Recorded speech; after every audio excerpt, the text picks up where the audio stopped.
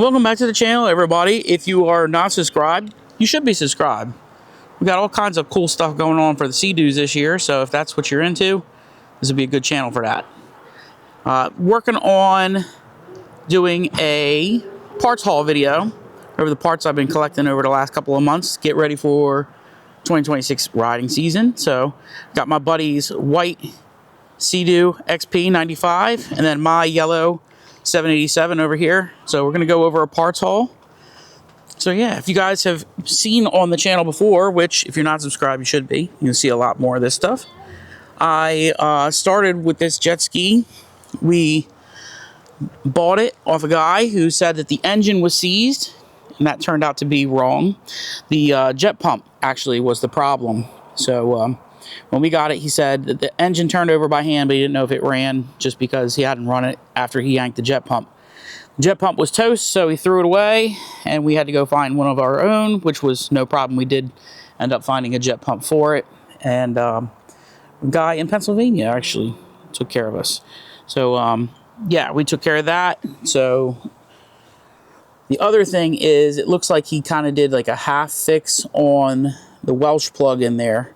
Like wanted to ride one more time, end of the season type of deal. So he put on like a hose clamp and a piece of rubber, and I don't know, it might be JB welded. I haven't dug into it yet, but we are going to, because I want to fix it right, obviously. So yeah, we need to get some battery straps yet too, because he had a little wire kind of holding the battery in, and that's no bueno. So yeah, the other thing is, if you haven't seen on this, it has the original tank, so it doesn't have the recall tank in it, so no barcode, no fancy new tank. So hoping this doesn't split when we go to take this filler neck off, which I've seen some of them do, because we have to do the fuel float, which we'll be doing a video on the fuel float. If you haven't seen one done, I'll definitely be doing one of those. And then of course the fuel separator, the O-ring leaks like crazy, so that obviously we have to take care of that. And the there you go, these fuel lines, he's got these real tight in here. They're real taut, and they could possibly get pinched, so we're gonna have to redo all of those. I mean, it's nice to see that they've been redone. Like, there's no gray lines in here except for the vent, which is fine. The vent can be gray, but yeah, that's not good. You know, if a line gets pinched, you're going to lean out, and the whole ski is going to go kablooey, and that's no bueno. But as far as the rest of this ski is concerned, it's pretty freaking clean. Yeah, I will say all the like gauge stuff works. As far as the multi-gauge and the tack, they both work, but the VTS does not. I don't think the VTS gauge works. The VTS works, which is freaking awesome, but the gauge doesn't work. So this bar pad has got to go. It's no good. It's not going to come clean like the other one did. And then we'll do the grips. But anyway, parts haul. Let's talk about the parts haul. I've been buying from Nick Jarman at Today We Wrench for a little while now. I've been kind of like stocking parts away, getting ready to do these for the warm months here. So I bought his Delrin kit. It's nice. It's just all ready to go. Jet pump oil, the Delrin Wear Ring, and this neoprene ring. It's just ready to go. Everything's ready to go. As soon as you buy, you click order, and he sends you the full kit. It's good enough to rebuild your whole jet pump, like without the bearings and shaft and all that. If you need that, I'm sure he can get that for you. Bumper kit I ordered from him. Those are those fuel O-rings. I got it for both skis because, you know, I might as well just replace both of them. Genuine Mikuni kit. We've got carrier bearing upgrade. Then we have the Welsh plug, which obviously you see was a problem, so we have to weld that in. All new grommets for the exhaust for when we remove it, and then just random O-rings and stuff to put the jet pump together. Bumpers, we have the bellows kit, we have the gasket. So yeah, this ski's pretty much got everything it needs to be put back together complete. And yeah, there it is in all of its glory. So we're definitely going to get this ski buffed just like we did with the 787.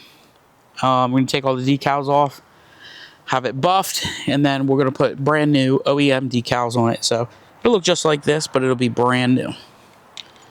And then over to my 787 ski, which I freaking love. It's already been buffed. Looks good. We did the decals on it as far as the registration and stuff. So we got to get the rest of the decals on it and then ceramic coat it. And then we should be good to go for the water.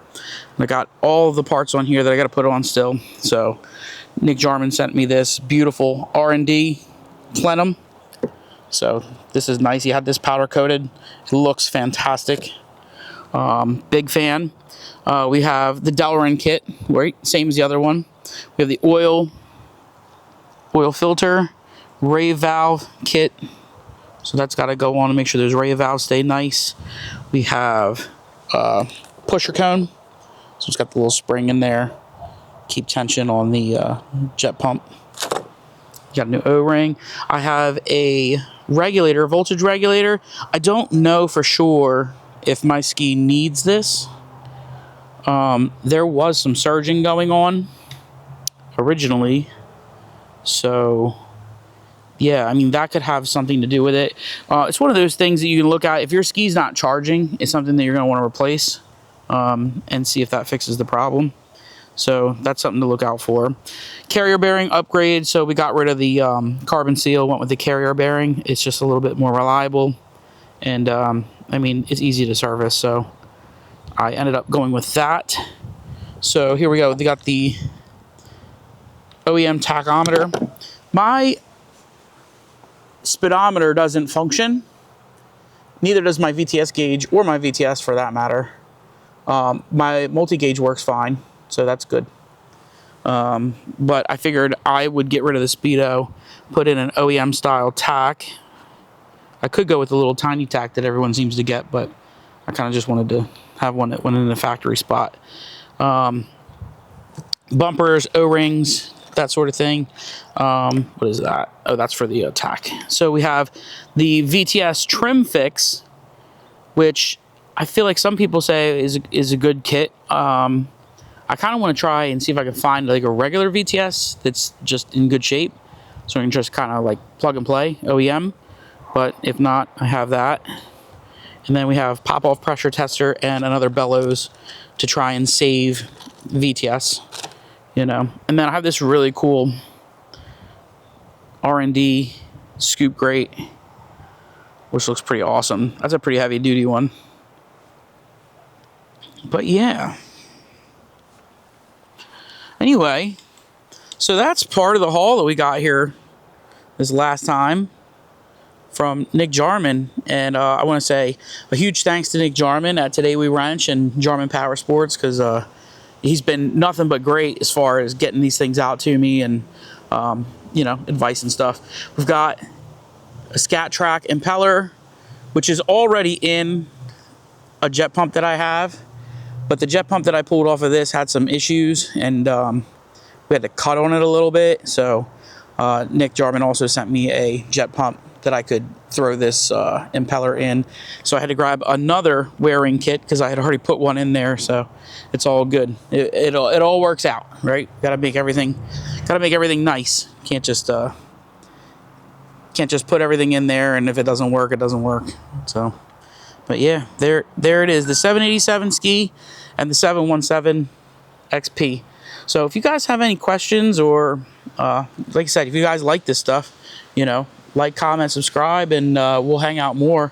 I'll be doing a lot more videos on these in the coming weeks. So yeah, stay tuned for that. And then hopefully we'll get some ride videos this year. I'm tired of just making videos, working on these things. I want to have some fun.